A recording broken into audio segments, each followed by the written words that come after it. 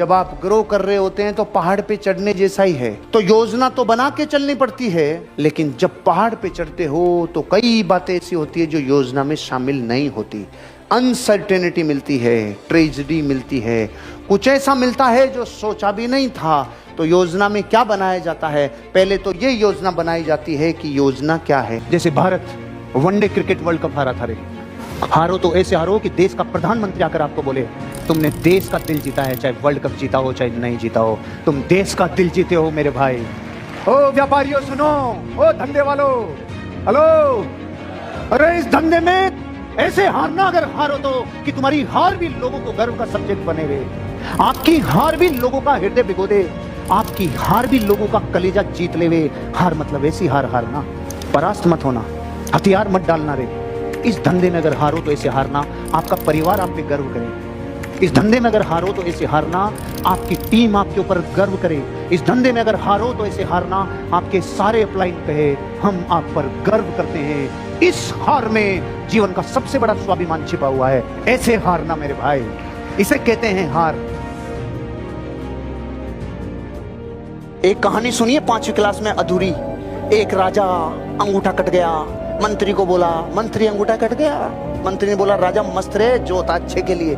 राजा का दिमाग खराब, थप्पड़ मारा, साले मेरा तो कट गया, तू कह रहा अच्छा होता है। जेल में डाल दिया। मंत्री वहां भी खुश। अब ये गया शिकार खेलने, आदिवासियों ने पकड़ लिया, सबकी बलि, लेकिन राजा का शरीर खंडित। राजा को छोड़ दिया। राजा वहां से भागा, माफी मांगा, मर गया। रे रे रे तूने सही बोला था। इतनी सुन रखी है ना, क्लाइमेक्स तो बाकी है, क्लाइमेक्स बाकी है, अब सुनो। उसने बोला मंत्री मुझे माफ कर दे, तुझे मैंने मारा और तुझे जेल में डाला, मुझे माफ कर दे। मंत्री ने बोला राजा माफी मत मांग, राजा मुझे कोई दुख नहीं, तूने मुझे मारा और जेल में डाला। उल्टा तू अगर मुझे नहीं मारता और जेल में नहीं डालता तो मैं तेरे साथ होता, मेरा कार्यक्रम लग जाता रे, मैं तो सही रहा जो इधर था। मैं करोड़पति बनूंगा, या तो एक बार बोल दो या लिख के दीवारों पे चिपका दो और दुनिया को कैसे भी बता दो। एक बार अगर दुनिया को आपने ये बता दिया, अब आप बताओ आपको वो जीने देंगे क्या? तेरी कार तो नहीं है, स्टेप नहीं आ गई क्या? तू थाईलैंड तो नहीं गया, नागालैंड तो जाया रे तू, तेरा क्या हुआ? मतलब दुनिया जीने देगी क्या फिर? इसलिए जिंदगी में कहा जाता है सेल्स की दुनिया में वो लोग बापू बनते हैं जो अंतर की बातों को बाहरी दुनिया को बता देते हैं। क्योंकि काम इंसान करता ही तब है जब बाहर वालों को पता चल जाए, बाहर को पता चल जाए। अपन देखो ना, घर का एग्जाम्पल दिया, जिम का एग्जाम्पल दिया, कसरत व्यायाम का दिया, लेडीज में शादी में सर्दी नहीं लगने का दिया। ये सब इस बात के गवाह थे कि इंसानी दिमाग बाहर की वजह से कुछ भी कर देगा।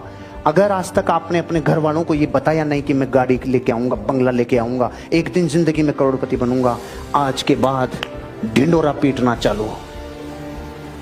ढिंडोरा। एक बंदर और बंदरिया पेड़ पे बैठते थे, कई सालों पुराना जोड़ा था। तो एक दिन अचानक रात को भविष्यवाणी हुई कि अगर तुम में से रात को 3 बजे कोई नदी में कूद गया तो उसका जीवन बदल जाएगा। अब ये दोनों के कान में पड़ी, बंदर और बंदरिया दोनों के कान में पड़ी ये बात। तो बंदरिया नाचने लग गई, हाँ 3 बजेंगे मैं कूदूंगी, और वो कहता फड़फड़ाहट मत कर, ज्यादा कूदेगी कूदेगी कर रही है। नॉर्मली बंदर ऐसे होते हैं, हाँ तो करो जल्दी, और बंदरिया ऐसी होती है कुछ भी घटना घट जाए शहर में लेकिन मैं तो नाचूंगी, मैं खुश हूं। अभी रात को 3 बजे बंदरिया कूदी, कूद के जैसे पानी से बाहर निकली तो वो परी बन गई, जल परी बन गई। तो उसने चारों तरफ देखा पहले तो अपने बंदर को, तो था नहीं। उसने वहां देखा तो वो अभी भी पेड़ पे बैठा था। तो इसने बहुत मासूमियत से पूछा अरे तू क्यों नहीं कूदा? तब तक तो ज्यादा नाटक कर रहा था। अब जैसे ही देखा कि परिवर्तन हो गया, कुछ बड़ा मिल गया, तो मेरे को विश्वास ही नहीं था। तो बंदरिया ने बहुत प्रेम से बोला अरे तुझे विश्वास नहीं था ये तो मुझे पता था, मैं तो सिर्फ इतना कहना चाहती हूँ कि तू कूद भी जाता तो तेरे साथ क्या होता, ज्यादा से ज्यादा कुछ नहीं होता। तो तू साले मोलिया का मोलिया तो रहता, तू बंदर तो रहता, गीला ही तो होता, आधे घंटे में सूख जाता।